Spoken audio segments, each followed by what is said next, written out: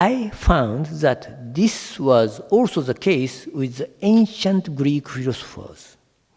Here, for the first time, I attain the idea of the universality and rationality of multiple eyes and of intersubjectivity. And it is in this framework that the relationship between an essence and its realization, etc., becomes comprehensible. It is then that I see the fact of the historical formation of philosophy in Greece as a great fact. That is a term used by Husserl in the lectures on first philosophy. A great fact is not the simple realization of an essence, but is the first expression of a transcendental primal fact that appears in the beginning. In this way, I accept the philosophical legacy of Greece and of Europe. It is only after I accepted it that I can name what already appears in me as philosophy. In this way, the transcendental appearance of something philosophical in me and the mundane tradition of language are interwoven and require each other. By determining myself as a philosopher, I am already Europeanized. But I believe that this is also the case even for European philosophers like you. Transcendental phenomenologically speaking, even Europeans can and must be Europeanized through philosophy, and they too conduct a translation between transcendentality and mundanity. But I, who am by mundane determination a Japanese, require another kind of translation between language and cultures. It is ordinary sense, in translation in ordinary sense, but before it, we need translation between transcendentality and mundanity. Fortunately, no culture is isolated in itself. Even Greek culture was formed under the influence of other cultures. This is also the case with Japanese culture.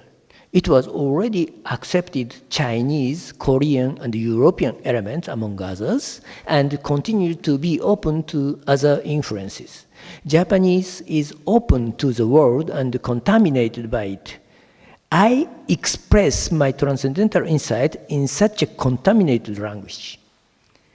But the same thing can be said of the transcendental experience itself. The phenomenological epoche and reduction make it possible to grasp this experience reflectively. Thus, epoche, reduction, and reflection are a series of operations that thematize transcendental experience. However, that thematization itself is an appearance or expression of a lower level of experience. Experience itself, because it is correlative to my habituality, has a complex mediating structure which makes it impossible for the totality of experience to appear all at once. Moreover, the transcendental experience itself is not closed but open, both into depths and towards its horizons. It cannot be thematized in its entirety, even through epoche, reduction, and reflection. My experience is surrounded and penetrated by shadows that cannot be thematized. It is always open to the not mine and to the other. Greek experience in the age of historical birth of philosophy were probably not purely Greek. European experience are not purely European. They were and are also open to the other, which could and can not be schematized. They were and are contaminated in terms of language, and even more in terms of culture. I see here the problem of interculturality, which is often forgotten and hidden, but which already appears in the Kaizo articles. We, like Husserl, do not accept the transcending act of thinking, but neither are we prisoners of our own language and culture. We can expand our thematic scope of understanding from within through act of translation that have already begun and which will continue.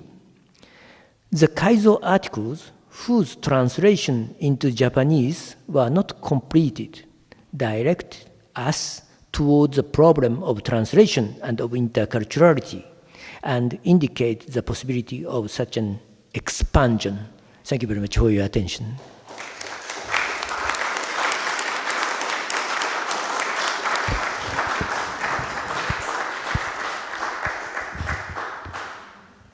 And thank you very much to Professor Tani.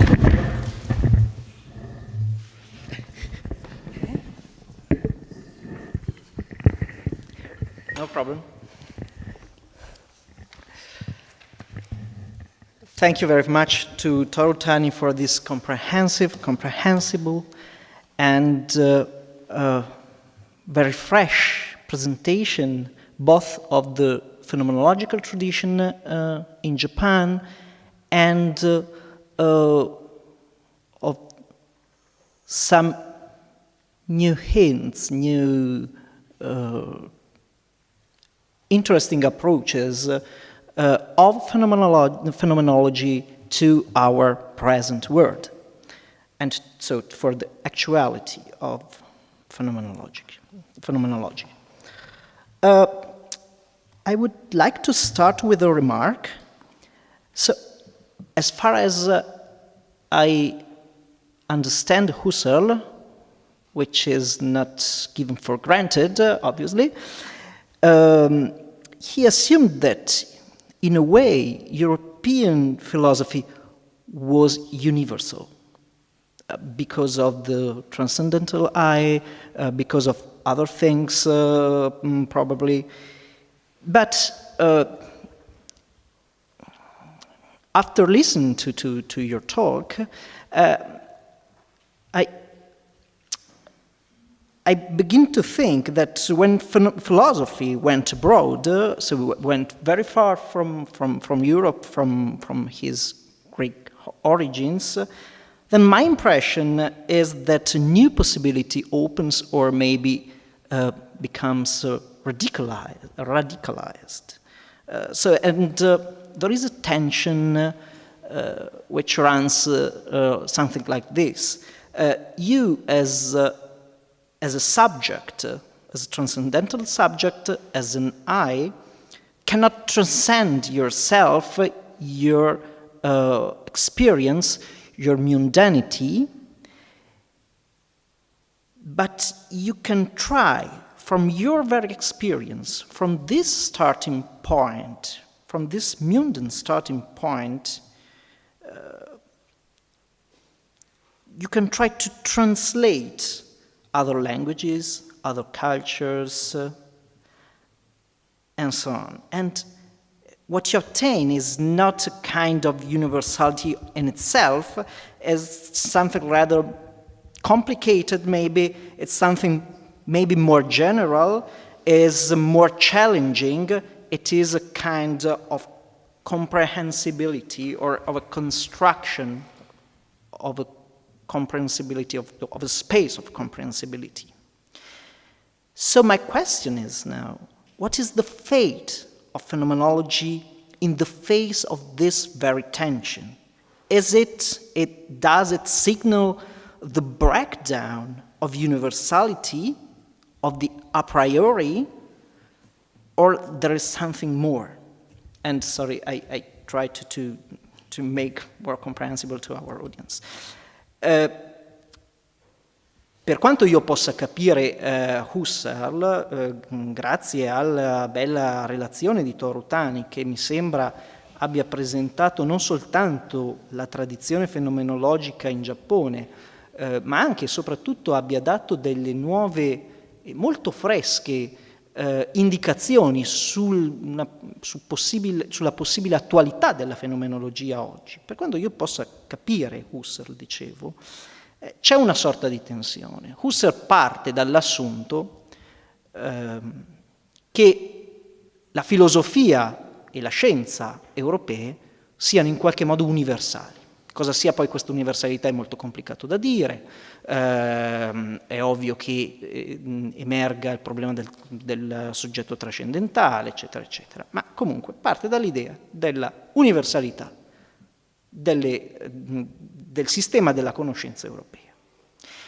Ma poi quando la filosofia va all'estero e si confronta con una cultura così altra, come quella giapponese, come anche tante altre culture, quando viene praticata da cultori che non sono direttamente europei,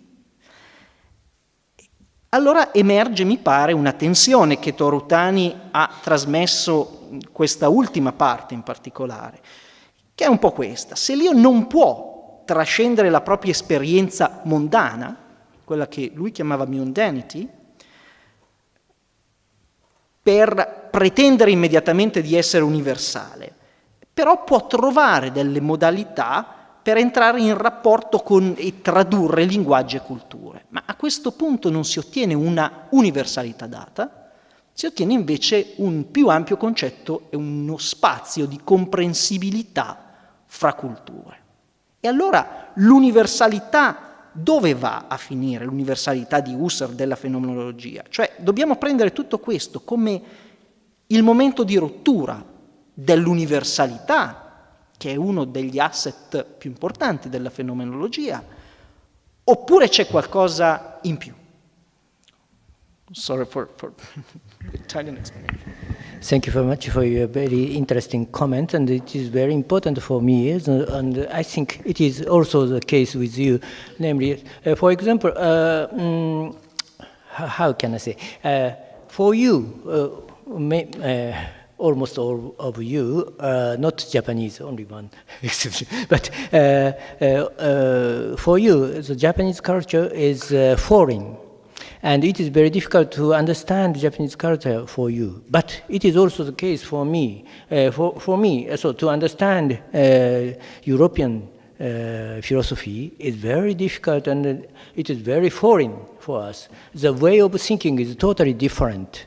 And never, it is my first experience.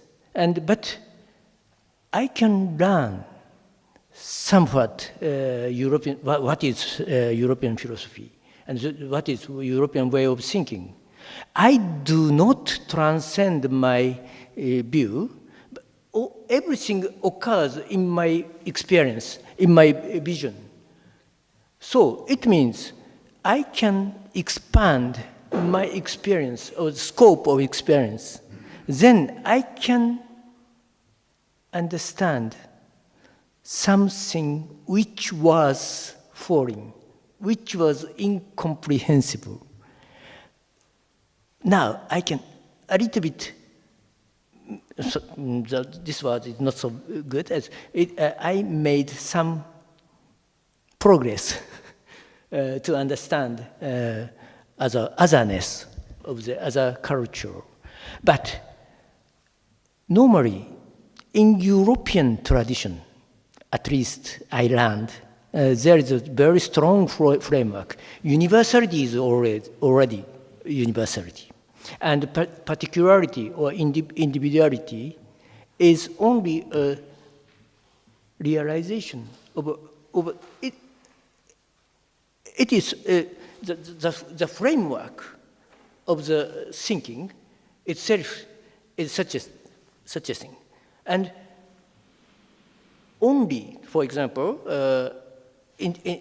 nowadays, only mathematics or science can attain such a great framework of universality, of objectivity, and every subject has only subjective scope.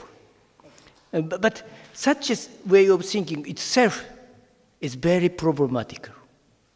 So we did not transcend our experience, and we cannot attain such a framework of universality of objectivity. But nevertheless, we can, so to speak, intend the objectivity or universality. But in this intendedness or intention, we must rethink this framework itself. Then we can find some possibility, some new possibility.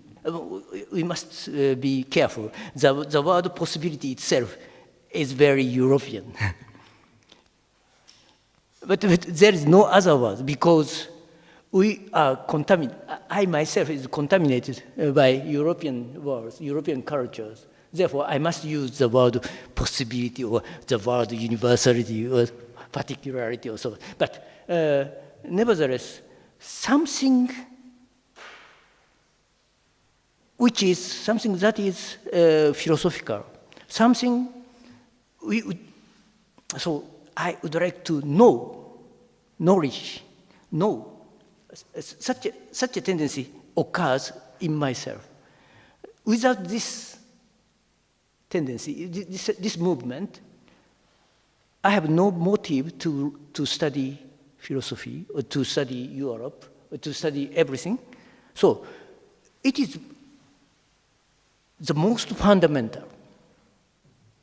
And so we must make effort to think our way of thinking itself. Then we can find other possibilities. Okay. Thank you very much for this answer. And my last comment is that objectivity is not given in itself, or universality is also not given in itself, is given through intersubjectivity. It's very interesting.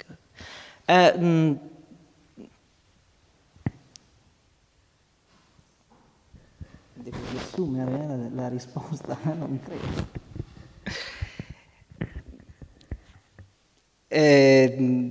Provo a riassumere la ricchezza delle parole di Tōru Tani, che per chi non avesse capito, il che naturalmente vorrebbe dire che dare per scontato che io abbia capito, veramente io spero.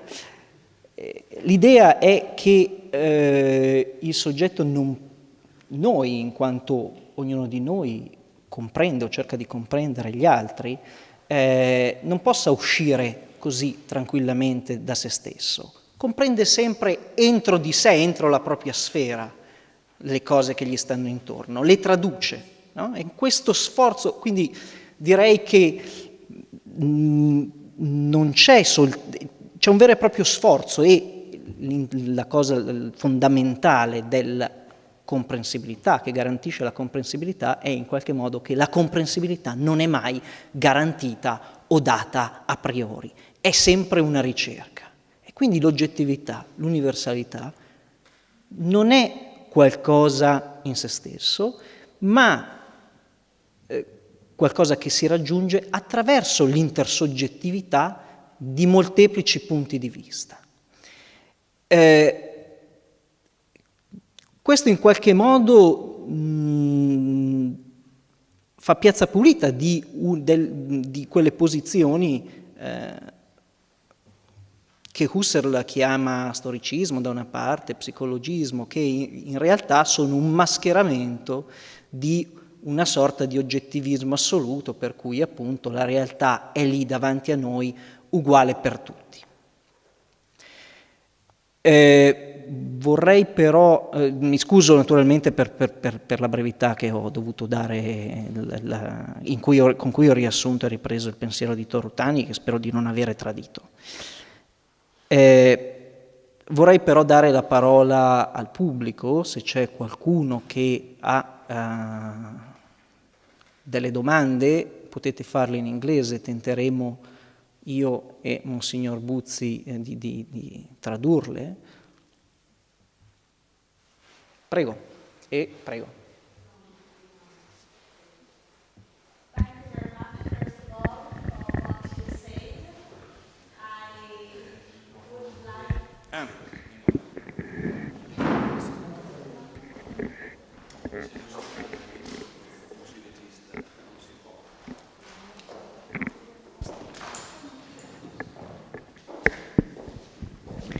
Thank you very much for what you told us. I have really a lot of questions, but I will try to concentrate on 2 questions only.